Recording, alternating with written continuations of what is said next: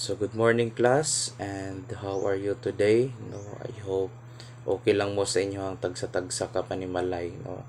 Layo sa linog nga atong nasinati, no, di lang ta mabalaka, di lang ta magpanik. So aron mas makabalo ta unsa ato ang buhaton, no. Unya, no, I encourage you to pray, no, kay mao jud ni ang pinakanindot nga buhaton karon kini atong pag-ampo. Though we are uncertain kung unsay mahitabo sa tuwa sa future, pero pinaagi diya sa pag-ampo, we are become hopeful, no. Nahimo tang hopeful dira sa pag-ampo, no. So mo ni prayer lang gyud ato ang kinahanglan nga gunitan karon, especially nga grabe atong nasinati nga kalamidad. So di lang ta moundang sa pag-ampo, no, kay mao na ang ato ang panglaban naluyo sa mga kalamidad nga ato ang nasinati. Okay, so karon di ay, no, gibag-o na to tong mode of learning, no, nag-online class lang sa tatungod kay atong mga building kasamtangan gipang check pa man, no, kung okay pa ba siya, no, magamit pa ba nato or basin uh, dili na siya safety gamiton, no, na samantalang wala pa siya na check jud og maayo, no, sa itong mga engineers niya tira sa ato ang government offices nga in charge niya na. So online lang sa ang ato ang mode of learning. Okay, so this morning, no, nana ta sa lesson 9, no, page 56. And since inyong mga books is naman sa kuha, kay ako ang gi-check inyong mga activities nga na dito sa inyong book. No, ako lang sa mag-discuss, no. I will just put the uh, kining mga basahon dito sa ato ang screen ko niya. Okay, so gituyon ako ni nga sa YouTube lang ko mag-discussion, kay mas convenient mangod siya niya, dili mag-lag ba. So pwede pa dyan ninyo ma-review in case nga naamoy kalibog sa ato ang topic this morning. Okay, so lesson 9 ato ang topic, it's about our duties at home, in church, and in school. So we have to identify what is our duty, no, in home, in the church, and in school. So unsa jud itong duty isip usa ka individual, no, diha sa society, or as the children of God through our baptism. What is our duty in school, in the church, and in home. Okay, but before that, no, we have to put in mind, no, gunita na to ning idea nga na diri sa We Connect sa inyong libro, no, nakabutang diri, our family is God's gift to us. The members of our family are persons sent to us by God, so we must love and support them so that we can be the family willed by God. So ato gunitan perminti, no, along in our discussion, kining pamilya is God's gift to us, no. Gasa kanato sa Ginoo, no. Gasa nga gikan sa Ginoo ngadto kanato. So ingana siya. Okay, so let's read, no, the passage according to the Acts of the Apostles, chapter 4, verse 32 to 37. So the early Christian community. Aw na to usay ginabuhat sa early Christian community so that we could understand now what is our role, no, or our duty in home, in school, and in the church. So basahon sa nato. So the whole community of believers was one in heart and mind. No one claimed, no, private ownership of any possessions, but rather they shared all things in common. So in the early Christian community, di ay, no, murabag walay nag-own sa ila something private property, but they shared all in common. So with great power, the apostles bore witness to the resurrection of the Lord Jesus. For all of them were living in an exceptional time of grace. So there was no needy person among them. So remember, take note, there was no needy person among them. For those who owned land or houses sold them and brought the proceed of the sale. No, so tanan di ay nga nag-own og land or houses, no, ilahang gibaligya niya ang tanang proceed, ilahang gi marabag gibahin-bahin or gihatag to something higher in authority, and they laid it at the feet of the apostles who distributed it according to each one's need. No, gihatag nila sa mga apostoles niya, gibahin-bahin, no, in the early Christian community. So this is what a certain Joseph did. He was a Levite from Cyprus, whom the apostles called Barnabas, meaning the encouraging one. He sold a field which he owned and handed the money to the apostles. No, ang example diri ay is si Cyprus, no, whom the apostles called Barnabas. No, ang iyahang mga ari-arian, no, iyahang gibaligya niya, iyahang gihatag ngadto sa mga apostoles. Nya mga apostoles pod, no, in the early Christian, ilahang gibahin-bahin, no, according to their needs. Okay, so take note, no. So akong explanation is based lang kung unsa ang gihatag sa ato ang libro, no. Okay, we do not go beyond, no, discussion, especially sa atong discussion, no, dili ta pwede mo go beyond tungod kay mas maglisod ta pagsabot sa kung unsa ang gihatag sa ato ang book. Okay, so moto nahitabo, no, in the early Christian community, no, murabag walay naglisod sa ila kay ngano man, no, tanan nilang posesyon ilahang baligya, no, they sold them out, and ang proceed is gihatag nila sa mga apostoles, which is ang mga apostles pod, no, ilaha pong bahin-bahin according to their needs, no. So mabasa na to na, no, there is sa Acts of the Apostles chapter 4 verse 32 to 37. So let's proceed, no. So we proceed to we believe, no, si there is sa likod sa part sa to ang book. So naa diri ang explanation. So the early Christian community of Jerusalem present to us the qualities of an ideal community, no. So mo din ay pinaka-ideal community, no, ang gihatag sa ato sa early Christian.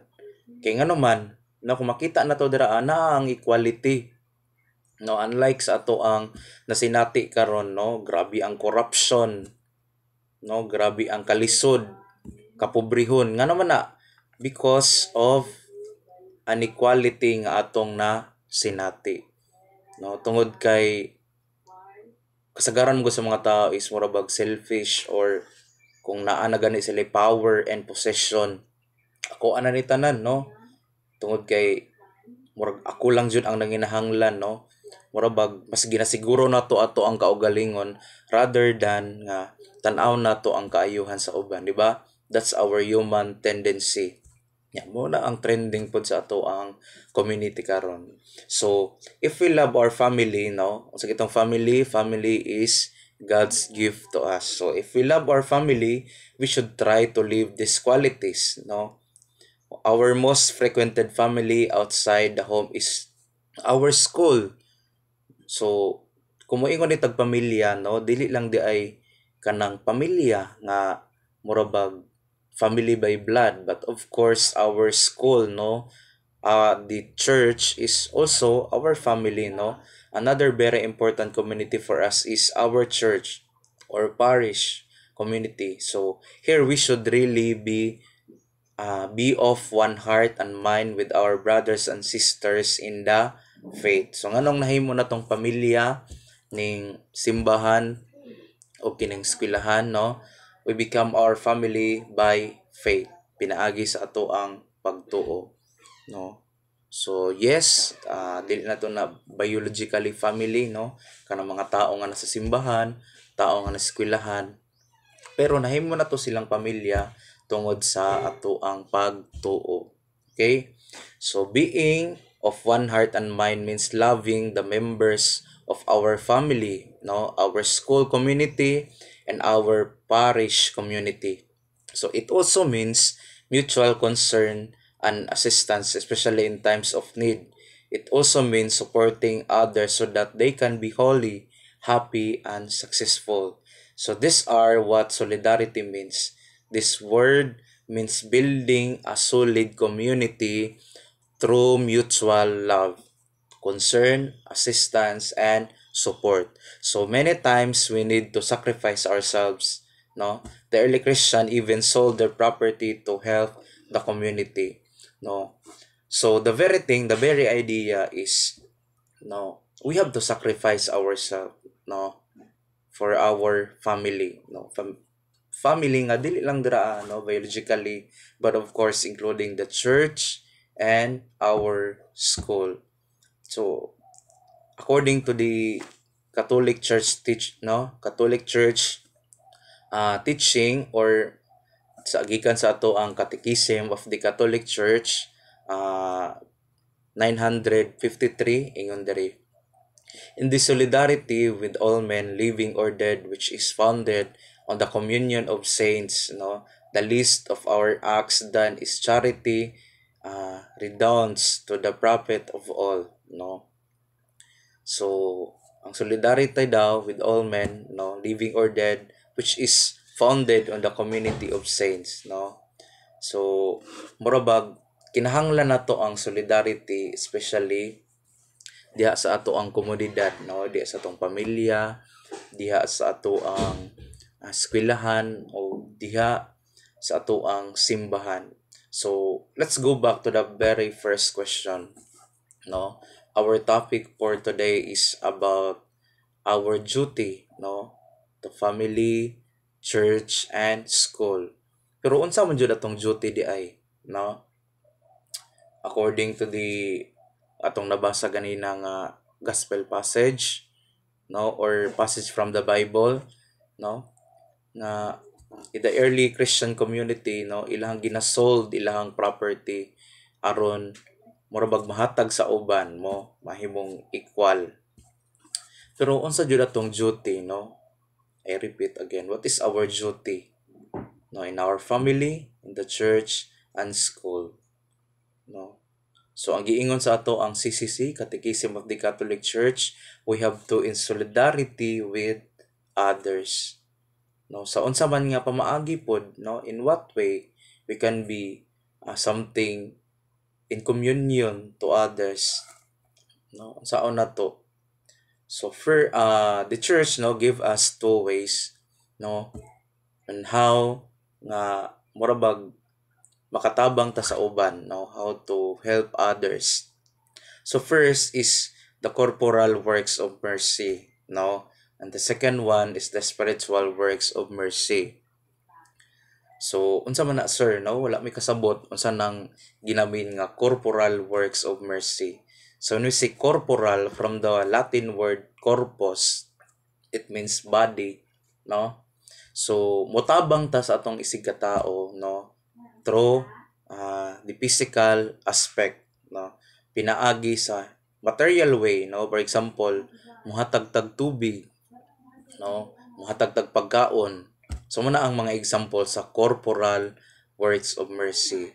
So kung mo yung putag spiritual works of mercy, no, so ang very example ani, no, from the word spirit, no, atong ginatabangan is ang spiritual nga aspect, no, or abahin sa tao. So kung example, no, na problema imong classmates, imuha siyang gipaminaw. So muna siya ang concrete example sa spiritual works of mercy. Or nakay classmate nimo nga naguol, no, murag da depress, naglisod sa iyang kinabuhi, unya imo siyang gitapik, no. Nanam siya, okay ra ka, no, kumusta imong pamati, no, basig dili na ka okay, imo siyang gistorya, no. Muna siya ang perfect example sa spiritual works of mercy. So nay mga example dari ako ang basahon, no, sa corporal works of mercy. So first, feed the hungry. Second, give drinks to the thirsty. Third, clothe the naked. Fourth, visit those imprisoned. Fifth, shelter the homeless. Yeah. Next, visit the sick, bury the dead. No, mo to ang mga example sa corporal works of mercy. The second one, the spiritual works of mercy. So, mo na pinakauna, admonish the sinner, teach the ignorant, counsel the doubtful, comfort the sorrowing, no, bear wrongs patiently, forgive all injuries, pray for the living and the dead. So karon balik ta, no, unsa jud ay duty nato towards to our family, to our school, and to the church. Kay giingon gyud sa pinaka first nga kini no, ang simbahan ato ang pamilya ug ang eskwelahan is God's gift to us. So our duty no is parabag makighiusa ngadto sa ilaha no. Our duty is to help them no, to nourish them. So muna to ang duty sa ilaha. Pero sa unsa nga pamaagi no, so na-answer din no sa pamaagi no through the corporal works of mercy and spiritual works of mercy. So therefore no, ang atoa di ay pagtuo is dili lang naka-contain diha sa kanunay nga pag-ampo, kung dili kinahanglan ubanan po nato og buhat no, according to Saint James no, faith without action is dead. So muna nga kinahanglan atong pagtuo ba na nato og buhat. So karon no, let's concretize our discussion sa nagapanghitabo sa tong kalibutan no. Kabalota no nga daghan ang naglisod, daghan ang namatyan no. So nangayo og panabang no, at least maka pangay lang sila og tubig or pagkaon, tent no. So unsa may babuhat nato isip usa ka individual no, nagigasahan no sa pamilya, sa simbahan ug diha sa ato ang eskwelahan. No, ang pinakamabuhat nato is muhatag ta no, pinaagi no sa atong discussion about corporal works of mercy. Muhatag ta kung sa ato ang mahatag no. If we can give something to them no, kung we have more, so hatagan nato sila no. Bisag tubig man lang no, bisag pipila lang man ka sentimo para makatabang ta sa ilaha no. So sa spiritual work of mercy pod no, so kung may mga yung panabang nato ng mga classmates no, especially karon no, nagpanik ba sila or na-depress ba sila, gusto sila mangayog tambag sa tuwa. So ato silang paminawon no, dili nato sila katawuan. So mo ni ang duty nato no sa school, sa atong family ug sa ato ang simbahan no. So dire sa celebrate no pasahon nato. So prayer keep us grounded in our true nature. So children of God, it help us see clearly and love more dearly all the people we encounter every day. So a person who constantly prays will receive God's guidance and grace in whatever he does. When God is present in one's life, all choices and action will be good and right. No? So, diri sa last atong discussion sa We Celebrate sa inyong book, naghisgot siya about prayer no. Kinahanglan ano, true nature as human being, we have to ground it in prayer. Pero no, sa kon ang gikaingon dili pwede nga diri lang takutob sa pag-ampo. Kinahanglan we have to extend ourselves to others. Now we have to put our faith into action. So in what way? Kining gihatag sa simbahan no, the corporal works of mercy and the spiritual works of mercy. So remember no, natay duty sa simbahan, sa pamilya ug sa eskwelahan ug mao na ang pagtabang sa ilaha no. Pagtabang no, dili lang in a material way, but of course in a spiritual way through prayer no, pinaagi sa ato ang pag-ampo no. So nasabtan na ba nato ang ato ang discussion no. So first we discuss about the early Christian community. Ang ilang ginabuhat is kung na sila mga ari-arian is gina-sold out nila, ilahang ginabaligya, ginahatag nila sa mga apostoles, kay aron ng mga apostoles bahin-bahinon tong ilahang nabaligya nga property nga ipanghatag no sa community according to their needs. Unya no, according to our sa we believe diri sa tong book, ingon sila nga kinahanglan nga naa ni nga quality sa atoa, no, because this is the ideal community. So mo na no, makapangutana ta, no, kaya ba nato lipod, no, nga ibaligya ang ato mga ari-arian ni ipanghatag sa uban, no. Pero ang pasabot man gud na is not just selling all our properties and give it to the poor or for those who are need. Ang pasabot lang ni ana, if we can give, we can extend ourselves to others, is mas maayo, no. Tungod kay mo na to ang duty, no. We have to extend ourselves to others, not just in prayer but also in doing, through corporal works of mercy and spiritual works of mercy. So mo na ang unod sa ato ang discussion, pinaka point sa ato ang discussion. Now we have to extend ourselves to others or in solidarity with others, no, through corporal works of mercy and spiritual works of mercy. Okay, so nasabtan na ba nato ang discussion, no? Ay no, ako ang ginabalik-balik para mas masabtan nato. So lastly, no, we have prayers here in page 59, no? Prayer of a loving and compassionate person. So let us pray in the name of the Father and of the Son and of the Holy Spirit. Amen. So Heavenly Father, whose mercy, love, and compassion never ends, grant us a heart as big as the sacred heart of our Son Jesus Christ, who welcomes and loves everyone. Bless my eyes that I may see you in the people who need my love and care. Bless my lips that I may teach those who are confused in life. Bless my ears that I may hear the cry of those who are suffering. Bless my heart that I may love those who are difficult to love. Bless my hands that I may reach out to those who are far from you. Bless my feet that I may walk always in your truth. Amen. In the name of the Father, the Son, the Holy Spirit. Amen. Okay? So I hope nasabtan nato ato ang discussion. So let us remember nga atong topic is unsa ato ang duties, no? Sa ato ang pamilya, sa ato ang eskwelahan, o sa ato ang simbahan. So the answer is we have to in solidarity with this three, no, with them, in solidarity with them. So sa unsa nga pamaagi, through prayer, no, pero no, sa ato ang pagampo dili man pwede nga murabag iampo lang nato sila, kinahanglan nga mo extend bud ta sa ilahan, no. Mo nakakitagaan ta sa simbahan kung unsaon pag-extend sa ato ang kaugalingon sa ilaha, no, pinaagi na ning duha, no, ka-teaching sa simbahan.